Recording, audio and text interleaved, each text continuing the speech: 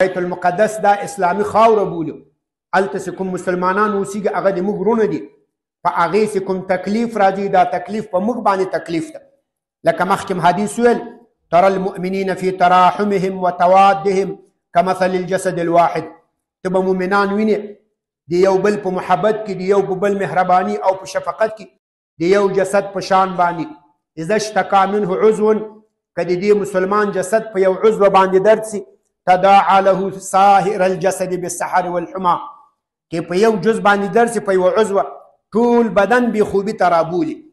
عزتمندو موږ باید د فلسطین او د هرات په نسبت باندې یو احساس، یو اسلامي درک باید ولرو. ځکه موږ مسلمانان یو، موږ یو وجود او یو ځان یو. په یو وجود کې چې پښې خوږېږي سر خوبونه نه کوي. که په پښو باندې درد وي په سر هم ورسره تبه وي. که سر خوږېږي پښې خوبونه نه کوي، پښې هم په تبه کې ورسره ګرمي.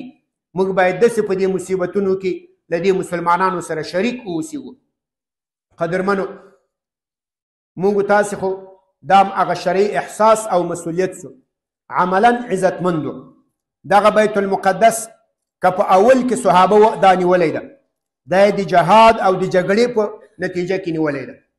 که وروسته بیا صلیبیانو قبضه کړی، بیا که صلاح الدین ایوبي نیولی ده، هغو هم په دې باندې جنګ کړی ده. دا یې د جنګ او د جهاد او د قتال په نتیجه کې نیولی ده. عزتمندو له دې نه وروسته هم که دا مسلمانان نیسي، دا په دې نه کېږي چې موږ ملل متحد ته سوال کوو یا موږ یو بل کافر ته سوال کوو چې تاسې باید دلته صلح راولئ، دا وکړئ دا وکړئ دا وکړئ. عزتمندو دلته خو مصیبت جوړ کړی ملل متحد ده، دلته خو مصیبت جوړ کړی انګریزانو، فرانسویانو، غربیانو ده. نو هغه به څنګه تا ته دا مصیبت حل کوي؟ دا مصیبت که حل کېږي دا به د صحابهو په شان د جهاد او د قتال په نتیجه کې حل کېږي. دا مصیبت که ختمیږي له مسلمانانو دا به د صلاح الدین ایوبي په شان د جهاد په نتیجه کې دا ختمیږي. او بل عزتمندو دا بعضې خلک وایي دلته د صلح اوسي. نو صلح خو چې کوې نو دلته به یهود او مسلمانان یو ځای اوسېږي، یو حکومت به د یهودو یو به د مسلمانانو وي. دا خو د عمر رضی له هغه صلح نه دا بالکل مخالفت ده.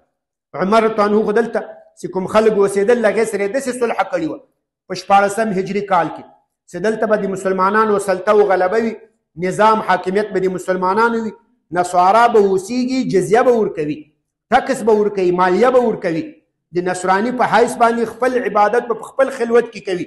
او یهود په دې منطقه کې قطعا د اوسېدلو حق نه لري.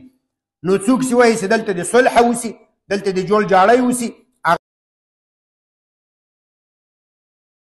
عمر رضی له صلح نامې له عهد نامې نه مخالفت کوي. او حال دا په موږ باندې د عمر رضی صلح او عهد لازم ده.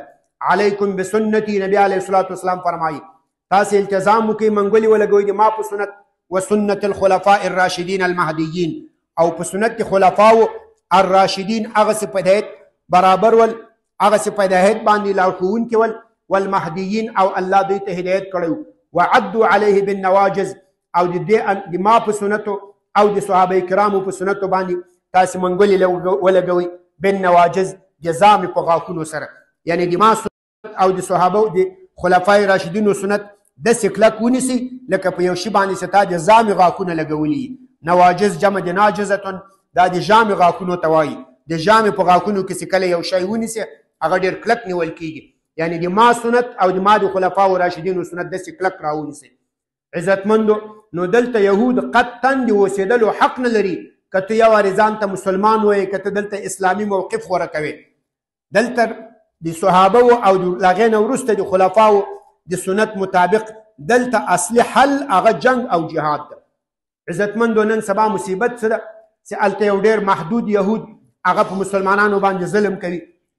تاسې عزتمندو دا څو ورځې مخکې ولیدل هغه محدود مسلمانان سره له دې یو مستقل حکومت نه ده، څوک ورسره نظامي اقتصادي هیڅ کومک نه کوي، ټول عمر د محاصرې په حالت کې تیر سوی. خو هغه په یهودو داسې سخته حمله کوي، ویل کېږي وایي تر 2000 پورې یهودان په دې جنګونو کې مړه سوي دي. لوی لوی پوجانو جنرالان اوس له هغو سره حماس له مجاهدینو له دغو سره بندیان دي. یعنې په دې نه امکاناتو کې هغه کوم ملک نه ده د مجاهدین، هغه څوک په رسمیت نه پیژني، هغه اقتصادي نظامي کوم امکانات نه لري. په سوال باندې داسې آلات او اسباب برابر کړي دي. موږ تاسو کې مشهوره د موساد داسې یو استخباراتي اراده ده یهود اتم بم لري، یهود دا لري، یهود آ لري، یهودیان هم اسمان ته خیزولي، دومره اقتصادي امکانات لري او دا لري او دا لري. خو حال داسې د مجاهدینو یو کمزوري ډله چې هغه یو مستقل ملک نه ده، څوک یې په رسمیت نه پیژني، سیاسي نظامي اقتصادي هیڅ کومک څوک نه ورسره کوي. هغه د خپل سوال په روپو باندې داسې آلات او وسلې برابرې کړې چې د دې چغې اسمان ته وختلې. تر 2000 کسانو پورې په دې کې مړي کړي دي، ډېر کسان یې له دې چې بندیان کړي دي. اوس دې ظالمان په عامو بېچارهګانو بې کوره بې وسه خلکو باندې بمباري کوي. دا که عزتمندو دا مسلمانان ټول ملکونه سره یو سي، لکه د خلفای راشدینو بني امیه او بني عباس په وخت کې دا ټول یو ځای سي او تاسې او دې مجاهدینو ته مخه ورکړي، یهود پرېږده، انګریزانو دا ټول به له منځه وباسي. نن سبا عزتمندو د یهودو حکومت چې ساتلی هغه د موږ د حاکمانو ساتلی ده. دا شاوخوا چې کوم د مسلمانانو حاکمان دي او د دې تر شاوخوا راتاو دي د مجاهدینو د زمریانو مخې نیولې ده. اوس له دې چې که یو مجاهد ځي دا نسي تلی، د دې په لار کې 200 ملکونه پراته دي، هغه به کله به یې وبندي کړی جیل ته به اچولی، کله به بل بندي کړی. تو پاسپورټ نه لري، تو ویزه نه لري، تو دهشتګردي کوي، تو فلان کوي، تو فلان کوي. که نه یې دا اسلامي حاکمان دا ټول یو ځای سي او دا یو اسلامي نظام یو اسلامي خلافت جوړ کړي او بیا دغه زمریان چې دا په مختلفو ملکونو کې دي، لکه هلته دي یهودو تر دیوال شاته په غزه کې دومره مجاهدین وو، په دا ټول اسلامي امت کې داسې مجاهدین دي، خو د دغو بدبخته حاکمانو له وجې نه مجاهدین هغه چېرته جهاد ته نسي تللی. دا په اصطلاح خپل زمریانې تړلي دي، بس د دنیا شغالانو ګیدړان پرې راځي په دې باندې حملې کوي. خپلو زمریانو مخه یې بنده کړې ده دغو ملکونو. له امریکا هم دوی ډارېږي، له روسانو هم دوی ډارېږي، له غرب نه هم دوی ډارېږي، له یهودو هم دوی ډارېږي، ولې د خپلو زمریانو مخې نیولې ده. والکه ته خو دا باډرونه لري که ته د خپل زمریان مسلح که بیا ته بیا غم ورته ګورې چې زمریان دا ګیدړان څنګه درته خوري. دا یهودو دا بیزوګانو شادوګانو سي وایي موږ له بیزو له شادو نه پیدا یو. عزتمندو نن سبا د فلسطین اولین غم او چاره دا مصیبت ختمول هغه جهاد ده، هغه قتال ده. خدا په هغه صورت کې چې دا اسلامي ملکونه دا ټول یو سي او دغه نومان چې یهودو نصارا او ملل متحد مخترع کړي دي، پلانیو پلانیو پلانیو پلانیو. عزتمندو دا خبرې مه کوئ دا افغانستان ده دا پاکستان ده. زه طالبانو ته ډېر وایم د افغانستان او د پاکستان منځ کې چې کوم سرحد د دې ته څه وایي؟ څه شی ورته وایي؟ ډیورنډ. ډیورنډ څوک ولو؟ انګریزو. موږ تاسو چا جلا کړي؟ انګریز جلا کړي. ولې چوپ ناست؟ پاکستان افغانستان دا انګریز جلا کړی. ته ورسه په سرحداتو کې داسې وګوره، دې خوا تم افریدي ای خوا تم افریدي، دې خوا تم صافي ای خوا تم صافي، دې خوا تم کاکړي ای خوا تم کاکړي، دې خوا تم بلوچ ای خوا تم بلوچ، دې خوا تم اسحاقزي ای خوا تم، دې خوا تم بارکزي ای خوا تم، دې خوا تم مسلمان ای خوا تم مسلمان. انګریز رامغلی منځ کې خط جوړ کړی دا ته موږ سره جلا یو. نو که ته یو په الله ایمان لري خو انما المؤمنون اخوة.